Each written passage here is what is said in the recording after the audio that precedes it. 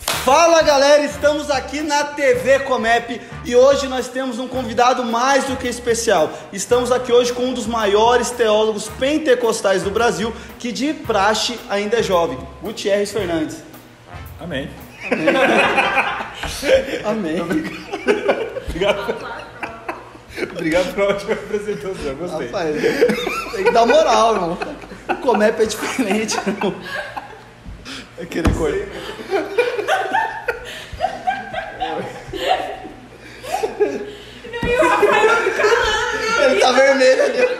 Ele tá se segurando. Eu acho que essa é a primeira parte.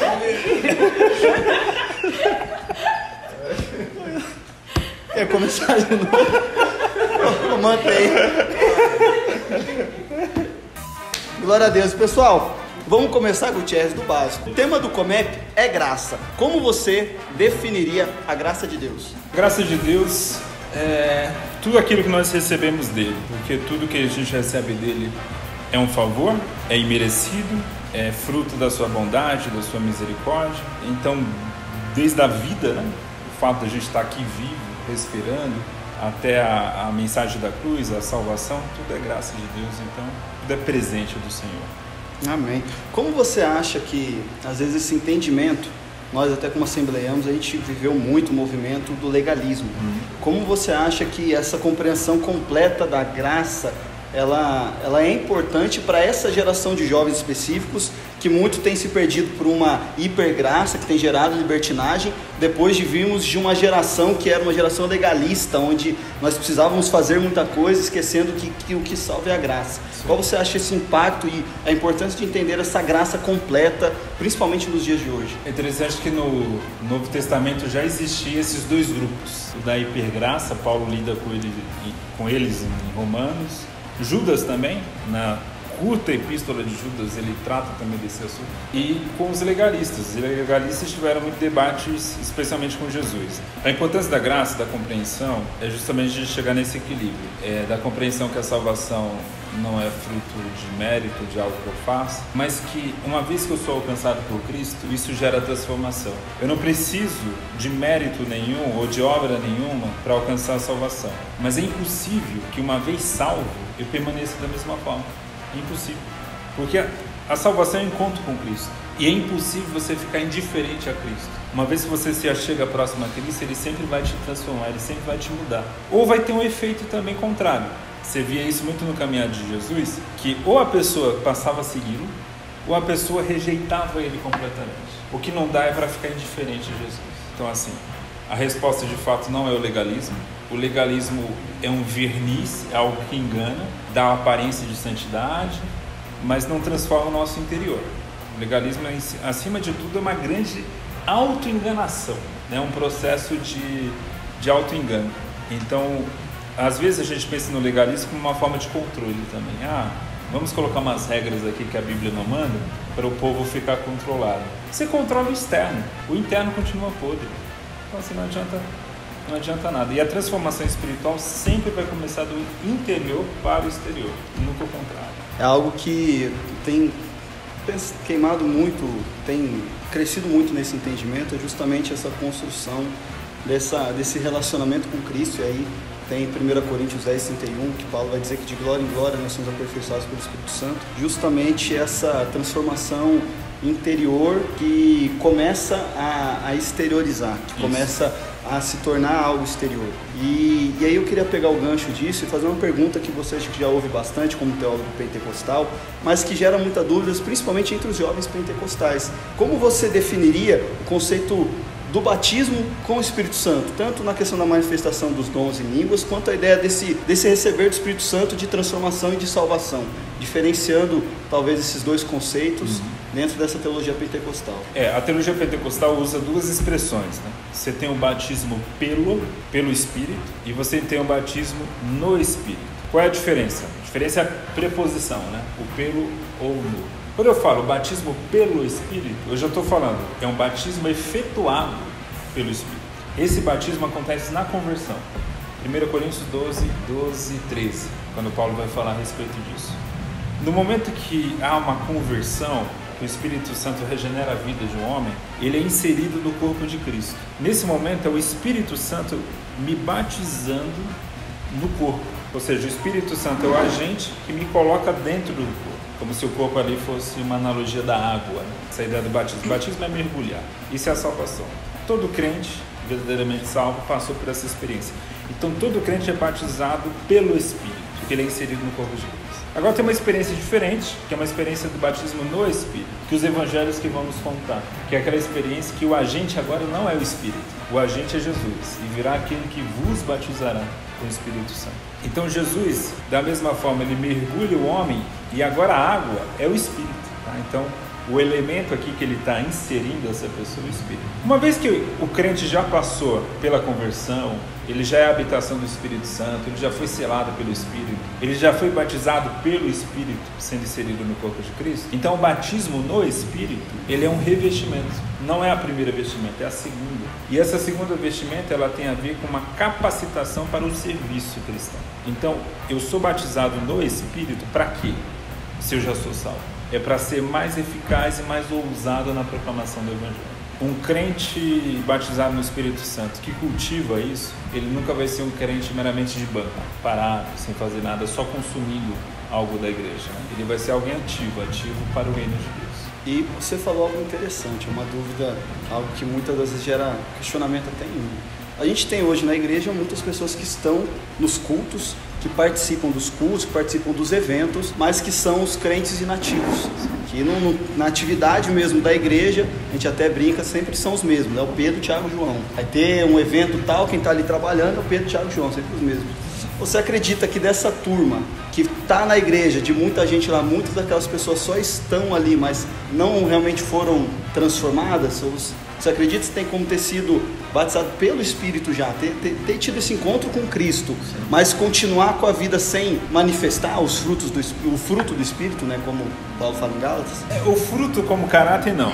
Uma vez que você se converte, isso vai ter que manifestar na sua vida, porque é uma evidência da salvação. Mas o fruto no sentido de ativismo, de algo que eu faço para o reino de Deus, isso infelizmente é muito comum. Pessoas realmente que foram salvas, mas que continuam muito improdutivas no reino de Deus. Tem pesquisas feitas nos Estados Unidos, que a nossa realidade não deve ser diferente, que diz que só 10% de uma igreja se envolve nas atividades da igreja. E aí eu estou falando de tudo, desde contribuição financeira até limpeza do templo, ou diaconia da igreja, só 10%, é muito pouco. Um corpo que vive só 10% ativo está na UTI. Está praticamente morto. Então a gente tem um desafio aí, e uma igreja verdadeiramente pentecostal, eu falo no sentido de vivência mesmo, ela vai ter muito mais gente ativa, porque o Espírito Santo, uma vez que reveste alguém do poder do Espírito, vai levar essa pessoa a ser mais intensa no seu trabalho. Ela não vai ficar conformada de meramente assistir. E como você acha que a gente poderia trabalhar em nossas igrejas justamente para diminuir, como você falou, um corpo que só utiliza 10%, ele está no UTI. Sim. Como a gente poderia, como igreja, as lideranças da igreja, acredita que teria algo que elas poderiam fazer no sentido da pregação, de atividades, ou até mesmo de uma busca, de uma entrega, para que a igreja, as igrejas locais, congregações, tivessem o maior número de irmãos realmente ativos servindo o reino? Não existe método humano para isso, porque é comum você encontrar aí alguns líderes que ficam conformados com isso, e eles começam a até brigar com a igreja, assim, puxa, eu queria que vocês me ajudassem mais, vocês não ajudam e tal, e não adianta nada, você vê que continua a mesma coisa. Aí só resta buscar mesmo a Deus, e o resto aqui não é no sentido tipo, é quase uma solução impossível, não. É buscar a Deus na esperança que Ele traga esse avivamento para a igreja, um avivamento local para a igreja, que haja esse despertamento, que haja essa vontade nas pessoas de buscarem o Espírito Santo. E uma vez buscando, essas consequências virão, né? Então, eu penso que é hora da gente, de maneira geral, orar até por um avivamento da igreja brasileira nesse sentido. E justamente, aproveitando o gancho do avivamento, nós temos visto acontecer um grande mover de Deus lá nos Estados Unidos, né? Em Augsburgo tem gerado um grande alvoroço. Temos sentido que existe uma expectativa em muitos jovens, em muitas igrejas, por esse avivamento. Você mesmo comentou muito sobre o avivamento de Augsburgo, postou até esses dias nas redes sociais sobre o avivamento que você viveu na sua igreja local, comentou conosco também aqui no fórum. Como você acha que nós, pegando até uma frase que você usou no Twitter, não sermos apenas espectadores do que está acontecendo, como você acha que nós podemos participar e viver aqui no Brasil, viver em nossas igrejas locais esse avivamento, como os nossos irmãos lá em Augsburgo estão vivendo. É um pouco daquilo que eu falei na minha fala lá embaixo, de desejar ardentemente, porque nada vai acontecer na nossa vida cristã se a gente não desejar intensamente. Quando Jesus fala pedir, bater, buscar, quando a gente lê o Evangelho em Lucas, fica muito claro que Jesus fala bater, buscar, ele está falando do Espírito Santo. Então a Bíblia mesmo dá a ideia, Deus escolheu agir dessa maneira, de que nós precisamos manifestar vontade, sede, e uma sede intensa. Senhor, eu quero, eu não vou sair daqui enquanto eu não receber. É literalmente lutar com o anjo, né? Mas quando que a gente tem essa consciência? Quando a gente reconhece que a gente está mal. E reconhecer que está mal sem virar cínico, porque tem um perigo também em reconhecer a maldade. Eu posso reconhecer a maldade de uma forma cínica e simplesmente desistir. Essa igreja não tem mais jeito, a igreja brasileira já era. Isso é cinismo. Outra coisa é reconhecer, a igreja está mal, não dá para ficar de oba-oba, achar que está tudo bem. Mas o que eu vou fazer? Vou buscar para ela ser transformada e ter essa esperança que Jesus vai agir. Eu acho que é esse senso de responsabilidade individual também, não sei. Às vezes a gente, quando é só um irmão, só um membro da comunidade, a gente põe muita carga no líder. Eu sou jovem, o líder de jovem tem que fazer isso, ele tem que vir atrás de mim, é o pastor, é não sei quem. Mas essa responsabilidade individual, é esse desejo. Tem uma frase que eu ouvi, que a moeda do céu é fome. E é muito dessa fome, né? E eu acho que é algo que nós temos perdido como geração, né? Nossa geração, principalmente nós jovens, mas o que não faltam para nós são coisas para nos satisfazer, de entretenimento, de alimento, de como os streamings, esportes. Hoje você consegue fazer várias coisas sem sair de casa. Eu lembro que no início da minha fé eu li um livro muito bom do David Wilson, que foi um cara que a igreja dele passou por um período de avivamento importante em Nova York, que transformou e ajudou a transformar Nova York. E o David Wilson, o nome do livro era Fome de Deus, né? Ele mostrava que a essência da vida cristã é isso, é ter fome de Deus.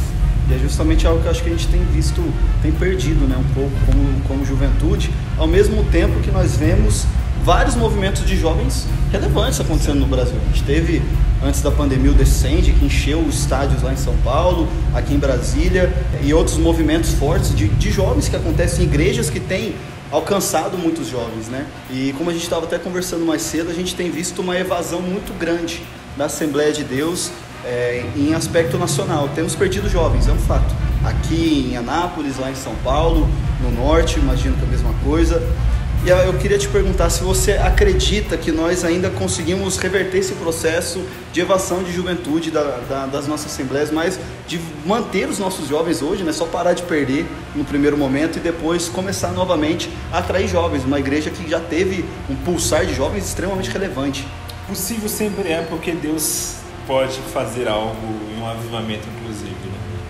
Mas se a gente continuar no ritmo que estamos, num ritmo lento, inclusive, de mudança, mas uma mudança lenta, a gente vai perder mais.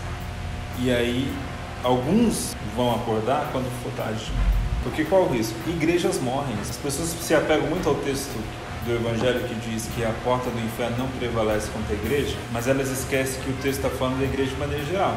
A igreja com I maiúsculo. Essa igreja nunca vai acabar. Mas igrejas locais, denominações morrem. E isso é uma crise geral no Ocidente.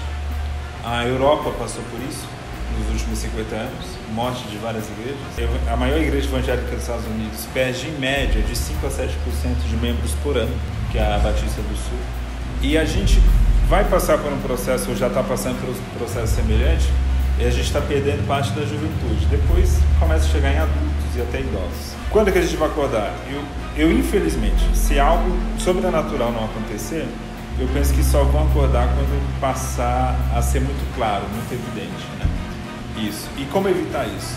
A gente precisa ouvir os jovens. Ouvir o que os jovens querem. Porque o jovem não quer só coisa errada. Entender as demandas dos jovens. Conheci um pastor esse final de semana que ele me falou o seguinte: Gutiérrez, eu fiz uma pesquisa com milhares de jovens pelo Brasil todo. Apresentei aos pastores, a um grupo de pastores, que ele estava numa reunião, e aí um pastor desautorizou ele. Não, na minha igreja os jovens não pensam assim. O cara apresentou dados, ó. Os jovens estão demandando isso. Os jovens estão reclamando daquilo. Aí alguém desautoriza. Não, seus dados estão errados. Isso é por ignorância. É querer ignorar a realidade. A realidade se impõe, os números estão ali, mas a pessoa ela prefere acreditar. Não tem nada de errado. E quando você não reconhece que está errado, você nunca muda.